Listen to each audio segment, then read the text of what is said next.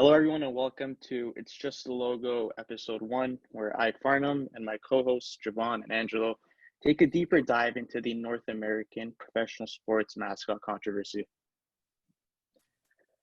First things first, this episode will deal with controversial names and logos of Indigenous peoples. Viewer discretion is advised. As you may have already read the title of the first episode, the focus will be on the Cleveland baseball franchise, infamously known as the Cleveland Indians. Now, for a little background on the team competes in the American League Conference of Major League Baseball, also referred to as the MLB. The team name was changed to the Indians in 1915, and sometime later in 1946, they added the infamous Chief Wahoo logo to their team's image. At the time, the Cleveland front office argued the name change was to honor the memory of Louis Francis Sockalexis, a former Cleveland player of Indigenous background.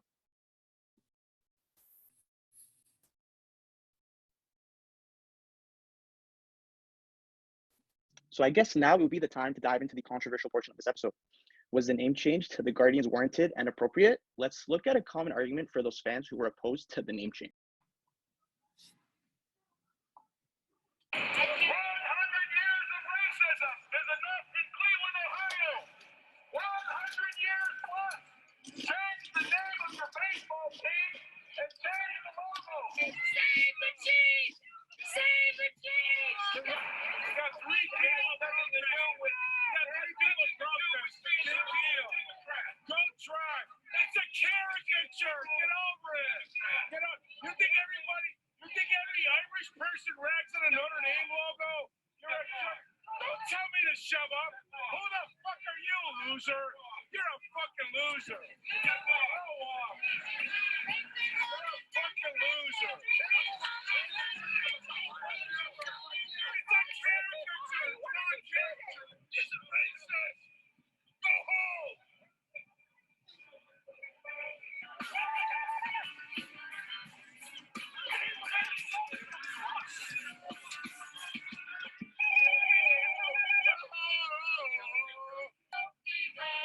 Don't believe their lies. We can win this game without the racist side.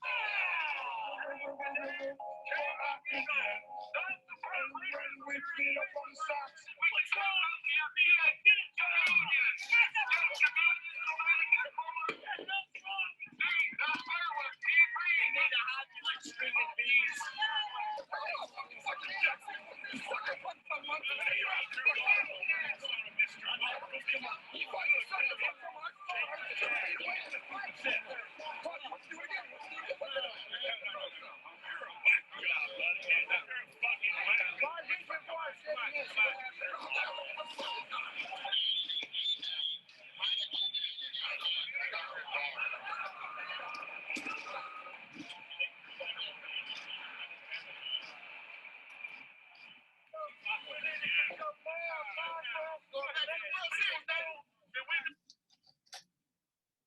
As you all have just heard, the main argument was, well, it's just a caricature. It should not be taken seriously. There are also some fans who defend how they cheer on the team in very stereotypical manners. They state that it is playful and not serious, and it actually honors the Indigenous community. These responses made by the fans demonstrate a colorblind ideology, but let us first see what that means. According to Rodriguez, colorblind ideology is a remarkably flexible set of ideas that are used in a variety of ways to deny the reality of inequality. It draws on abstract liberal notions of equality to disconnect race from the power relations in which inequality and racial discourses are embedded. Simply, those fans do not recognize the inequality factor in the Indians logo, as well as the other implications within the team culture. So this leads us to the question of the episode. Why is this important? Or let me rephrase that. Why shouldn't we downplay the significance of the Indians franchise logo? So one argument brought forward by the Indigenous community is that they feel as if they are the only ethnic group widely celebrated in sporting events and contexts. Common examples include the Redskins, the Braves, the Indians, and the Chicago Blackhawks. A strong follow-up to this argument is said in the Miller article, where there is a comparison drawn between other ethnic groups and if they were used as logos and mascots. Quoting Wilkerson, Miller states, Black or Jews or any other ethnic group would never be permitted as a team logo. Pauline Strong reinforces this claim, stating in regards to the issue of the Cleveland Indians logo, we cannot imagine a team today called the Cleveland Africans, the Cleveland Asians, or the Cleveland Hispanics. Nor can we imagine official sports logos in which the grinning minstrel's mouth is affixed to a caricature of an Asian, African, or sombrero-wearing Hispanic. While being the most celebrated ethnic group in sports, it is also how they are represented which wrongfully portrays this ethnic group.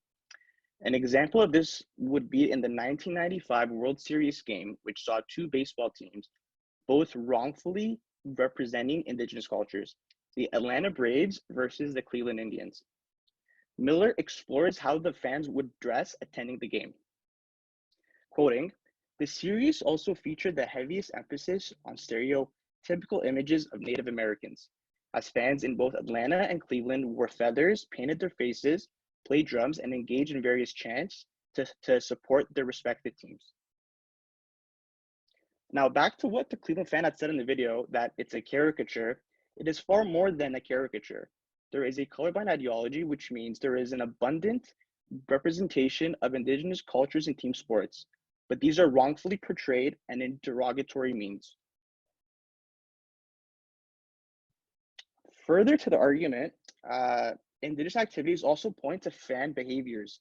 A comparison is drawn to another Major League Baseball team with similar representation of indigenous communities called the Atlanta Braves, where their fans cheer with stereotypical cries and displays of scalping, which shows the cultures as warlike and savage. So there we go. Once again, we see how the interpretation of the logo leads to certain fans behaving in ways that misrepresent the indigenous culture. So if Javon can show the picture in the other tab as well, please. So this Cleveland fan is seen wearing stereotypical indigenous cultural dress, feather headgear, and demonstrating a variation of red face. This sort of activity is what Rogers calls cultural exploitation. Essentially, elements of a marginalized culture are appropriated and used by the colonizing culture to serve their interests. This sort of activity should not be downplayed as it leads to cultural degradation. So Rogers quotes Ziffin Rao, who explains the dangers of this. Appropriation can have corrosive effects on the integrity of an exploited culture because the appropriated conduct can erroneously depict the heritage from which it is drawn, insofar as the depiction of the exploited culture is distorted.